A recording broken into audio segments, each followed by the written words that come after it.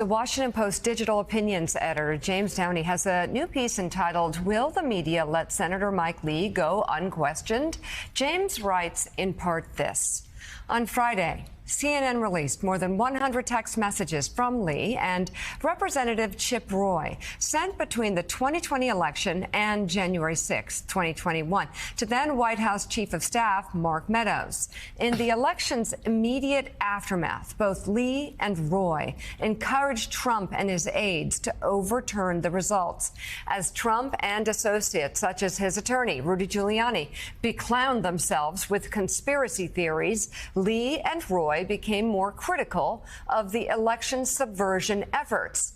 But both men still advocated for conservative lawyer John Eastman's plan to have Republican-controlled state legislatures submit alternate slates of electoral college delegates. He goes on to write, so a Republican senator, a self-proclaimed constitutional conservative, no less, misled the country about his participation in a plot to overturn a presidential election.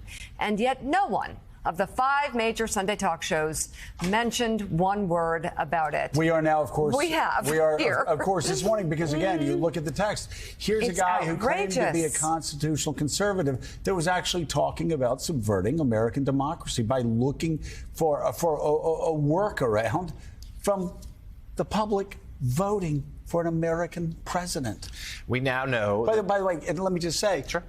A constitutional conservative, self-proclaimed, even after 62, 63 federal courts said, oh, no, there's no widespread voter fraud here.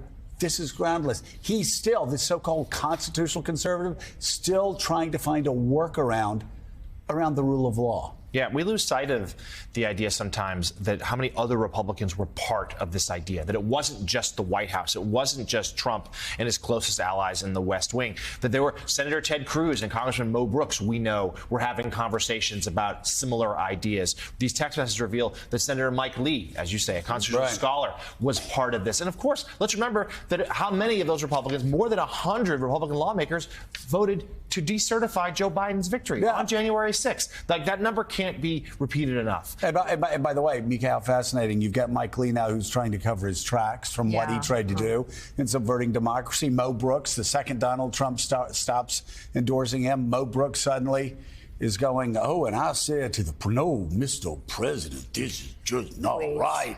I mean, everybody's trying to cover their tracks now. Too late. Too late. You're either for democracy, you're either for free elections, even when your side loses, or you're not. So columnist Charles Blow has a new piece for the New York Times entitled "A Biden Bloodbath," and he writes in part, Biden is a decent man. As a matter of course and tactic, he strikes me as not entirely built for hyperbole and hype, for beating his chest while he boasts. It's not part of his character. He's sober and straightforward. Many Americans wanted him as an antidote to Donald Trump for precisely this reason. But America has changed its mind and its mood. It wants a show and a showman to distract from its misery. Biden is not that, and he's being punished for not being a huckster. I hate that emotional connection plays such an outside role in our politics, but I also can't deny that it does. If Americans can't cheer you, they'll chide you. Jonathan, you saw with Donald Trump, constantly self-promoting. Everything, lying about everything. That's why this SNL joke was so funny about him knowing Little Caesars and saying that pizza, because Donald Trump took credit for everything. We look even at the Ukrainian war. He's lying through his teeth, saying that Putin would have never invaded. He's lying through his teeth. You know, after again praising Vladimir Putin nonstop. When the economy, one of the most maddening things was. You say, you know, as far as GDP and other measures of economic growth, he might have been like 6th or 7th in the post-war era. But every day, best economy ever, best economy ever. I would turn on TV, my TV set, and I would see people on television networks, not Fox, television networks say, well, of course, yes, and this is the best the economy has been. Like, they believe it. Biden doesn't brag. Biden doesn't go around talking about, you know, how great he is. By the way, the Quinnipiac poll has him at 33%. That's not right. He's closer to 40%, 41%. But again, he's being punished because he's just as the column said, because he's not beating his chest and self-promoting all the time. Trump was a liar, but an undeniably great salesman. He could brand, and he would talk, and he would lie. He would take credit for things he had nothing to do with, whether the stock market or sometimes things that were put in place by the Obama administration. Yeah. He would take credit for it.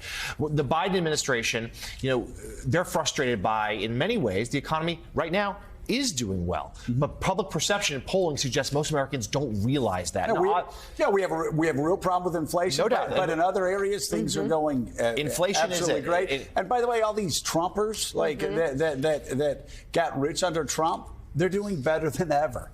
Yeah. And yet they'll sit and bitch and moan about, the Biden economy. While, again, they're doing better than ever. Inflation is real, and it's a real concern. But I think you are seeing the White House. I don't know they're the type to beat their chest, but they're certainly going to be out there promoting more. They've finally got the president back on the road. He hasn't been able to travel for about a month because of Ukraine, which, of course, is still front of mind. But that was everything he was doing. He was on the road a couple times last week. He's heading out west to go to New Hampshire tomorrow, out west later in the week. They're going to be pushing pieces of what he's already done. Do you want to know what else is real? What's that? An increased demand in fried food. What? Fried food is one of Americans' oldest obsessions. The pandemic took it to a new level. Mm-hmm. More people are ordering French fries with their fast food and seeking solace in fried chicken. Oh, yeah. Yeah. As Paul McCartney would say, repairs what's wrong with that? Of restaurants' I'd like to know. Deep fat fryers have doubled due to overuse. Well, I guess he wouldn't say that about fried chicken. Nearly half of U.S. households now own air fryers. French fries may be okay, though. And aren't enough. There aren't enough cheese curds to go around. I got to say, Andrew's got the air fryer thing. I'm not going to lie. It looks like this is like the most. Both my daughters have This is like the greatest advancement, I think, since the printing press. Front page of the Wall Street. Seriously, I mean, I think that's what most Americans would think right now. The pandemic. That air fryer, you can do anything. I could air fry my phone. Okay. I would recommend it. The pandemic, such a disruptive event, changed so many people's routines. But Joe, you've been a fan of fried food forever. This is not a recent development. Gross. I will say. We're trying to go vegan. I will say we had Mary McCartney on. I remember. I was there. And you were inspired by her. She's got like the greatest show of all time. It's on Discovery, right? Our friend Zaz. Yes. Zaz knows talent when he sees it. Zaz knows talent. I don't know about this elected thing. Zaz and Mataz. I'm joking, Zaz. But anyway, so Zaz, Mary McCartney got this incredible show, Discovery. And all of a sudden, Joe's vegan. She comes on, and Jack Scarborough. Yeah. My budding 6'3", soon to be 6'5" baseball player. Tall guy, but like he's not eating what Dad ate growing up. Like he's kind of. He's going like he doesn't do fried foods anymore. Huh? He's going more vegetarian, I just want to thank Mary McCartney. Is he enjoying it? Not sure. Well, it's a health thing for him. It's also sort of a moral thing for him. Up next, as well too. Andrew Ross Sorkin. I'm talking about something really important to me. Yeah, I don't think Jack wants you to talk about that. Go on a break. Andrew Ross Sorkin. No, he really doesn't. By the way, good first baseman. Yes, he is amazing. He's incredible. Tall guy, tall target. He's right-handed. Yeah. Usually be a problem, but flexible over there. Yeah, that's great. As long as you're nimble, that's fine. He's got his swing going to the batting cage. And coming up, he's healthy. He eats a healthy. Andrew Ross Sorkin. Health is a skill. He's going to talk about how Disney has become a punching bag over free speech. And breaking news this morning, Alex Jones, InfoWars, has filed for bankruptcy. Moral bankruptcy years ago. Plus, I guess financial bankruptcy today. What do Barbie, Krispy Kreme, and beef jerky all have in common? Donnie Deutsch is here to break down which brands have seen movement over the last week. Is beef jerky What's up? actual beef? Can we have We'll that be right back.